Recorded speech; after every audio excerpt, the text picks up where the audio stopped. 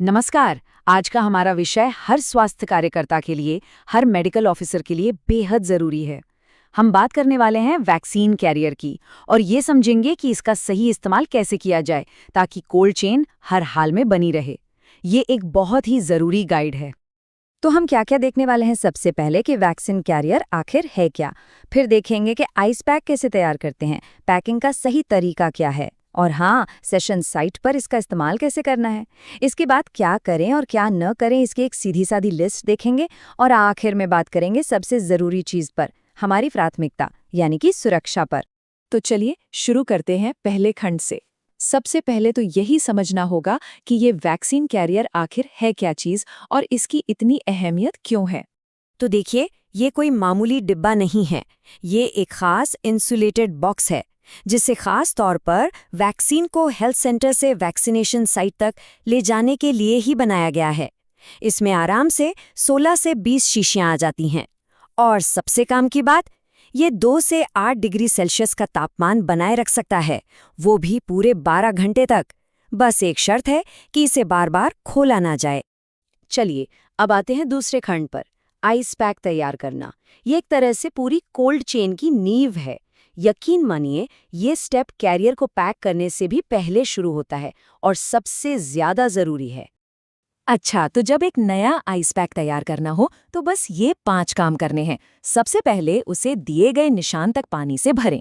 फिर पानी का लेवल चेक कर लें, स्टॉपर को एकदम ठीक से फिट करें और हाँ, ये जरूर देख लें कि कहीं से लीक तो नहीं हो रहा। बस फिर उसे पोंछकर सीधा डीप फ्रीजर में रख देना है। यहाँ एक बात पर खास ध्यान देना है, बहुत बहुत जरूरी चेतावनी है ये। पानी में नमक बिल्कुल नहीं मिलाना है। क्यों? क्योंकि नमक पानी के फ्रीजिंग पॉइंट को, मतलब जमने के तापमान को बदल देता है, और अगर ऐसा हुआ तो टीका जम सकता है और पूरी तरह खराब हो सकता है। सोचिए, एक छोटी सी भूल और सारे टीके बर्बाद। अब आते हैं कंडीशनिंग पर। ये एक ऐसा स्टेप है जो करना ही करना है, अनिवार्य है। सवाल उठता है, क्यों? क्योंकि अगर आइस पैक को कंडीशन नहीं किया तो वो डीपीटी, टीटी, आईपीवी जैसी जो फ्रीज सेंसिटिव वैक्सीन्स हैं, उन्हें खराब कर सकता है, जमा सकता है। और प्रोसेस बेहद आसान है। जमे हुए आइस पैक को फ्रीजर से बाहर निकालकर बस थोड़ी देर के लिए रख दीजिए। तो सवाल ये है कि पता कैसे चलेगा कि आइस पैक अब रेडी है? इसके 2 बड़े आसान से टेस्ट हैं। पहला, उसे देखिए जब तक आपको पैक के अंदर थोड़ा पानी ना दिखने लगे, और दूसरा, उसे अपने कान के पास लाकर हिलाइए। अगर पानी के छलकने की, खटर-पटर की आवाज आए तो समझ जाइए ये इस्तेमाल के लिए बिल्कुल तैयार है। तो ठीक है, हमारी आइस पैक अब तैयार हो चुके हैं। तो अब तीसरा खंड देखते हैं, पैकिंग की प्रक्रिया। चलिए समझते हैं कि कैरियर को पैक करने का सही तरीका क्या है जिससे वैक्सीन एकदम सेफ रहे। पैकिंग शुरू करने से पहले सबसे पहला काम, कैरियर को अंदर से अच्छे से चेक कर ले, कहीं कोई दरार तो नहीं है। सब ठीक लगे तो जो 4 कंडीशन्ड आइस पैक हमने तैयार किए हैं, उन्हें कैरियर की चारों दीवारों के साथ सटाकर खड़ा कर दें।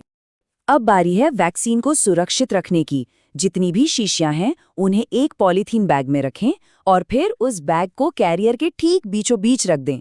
ऐसा क्यों करना है?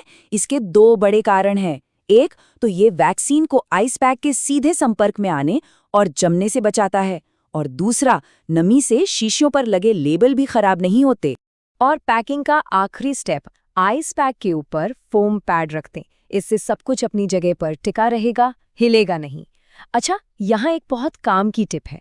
अगर एक से ज्यादा कैरियर लेकर जा रहे हैं तो कोशिश करें कि हर कैरियर में उस दिन लगने वाली सभी तरह की वैक्सीन थोड़ी थोड़ी रख लें। इससे फायदा ये होगा कि आपको हर वैक्सीन के लिए अलग अलग कैरियर बार बार नहीं खोलना पड़ेगा। चलिए, पैकिंग तो हो गई।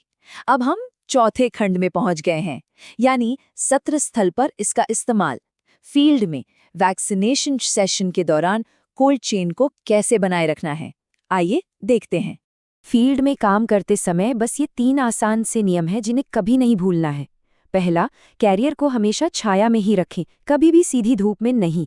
दूसरा, उसका ढक्कन हमेशा कसकर बंद रखें। और तीसरा, जो भी वैक्सीन आप इस्तेमाल कर रहे हैं, उसकी शीशी को फोम पैड में जो स्लॉट बने होते हैं, उसी में रखें। ठीक है, तो अब तक हमने काफी कुछ सीख लिया है। तो चलिए 5वें खंड में इसे एक सीधी साधी चेकलिस्ट के तौर पर दोहरा लेते हैं, क्या करना चाहिए और क्या बिल्कुल भी नहीं करना चाहिए। तो ये है वो 5 काम जो हमेशा करने हैं। वैक्सीन को हमेशा पॉलीथीन बैग में रखें। सिर्फ और सिर्फ कंडीशन्ड आइस पैक का ही इस्तेमाल करें। ये पक्का करें कि सेशन के आखिर तक आइस पैक में थोड़ी बर्फ बची हो। वैक्सीन हमेशा सेशन वाले दिन ही लें। और हाँ, काम खत्म होने पर कैरियर को साफ करके सुखाना ना भूलें। और अब वो बातें जिनसे हर हाल में बचना है।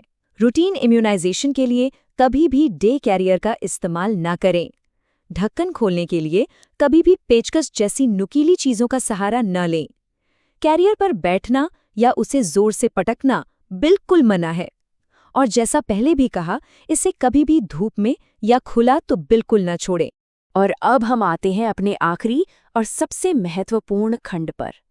इन सब नियमों का, इस पूरी प्रक्रिया का आखिर मकसद क्या है? एक ही मकसद है, सुरक्षा, हमारी प्राथमिकता। देखिए, तापमान की निगरानी करना ये हमारा फाइनल चेक है। हमारा सेफ जोन क्या है? 2 से 8 डिग्री सेल्सियस। अगर टेम्परेचर इससे ऊपर या नीचे गया तो ये एक अलर्ट है, एक चेतावनी है कि कोल्ड चेन में कहीं कोई गड़बड़ है और हो सकता है कि टीके खराब हो गए हों। और ये जो लाइन है, ये इस पूरे काम के सार को, इसके महत्व को बता देती है। सही पैकिंग, सही हैंडलिंग, ये सब इसलिए ज़रूरी है ताकि वैक्सीन की ताकत बनी रहे। हर सेशन में इन नियमों का पालन करना हमारी जिम्मेदारी है, क्योंकि ये सारी तकनीकी बातें आखिर में जाकर एक ही चीज़ से जुड़ती हैं, बच्चे का स्वास्थ्य और उसकी सुरक्षा। हमेशा याद रखें, आपकी सतर्कता ही बच्चे की सुरक्षा है।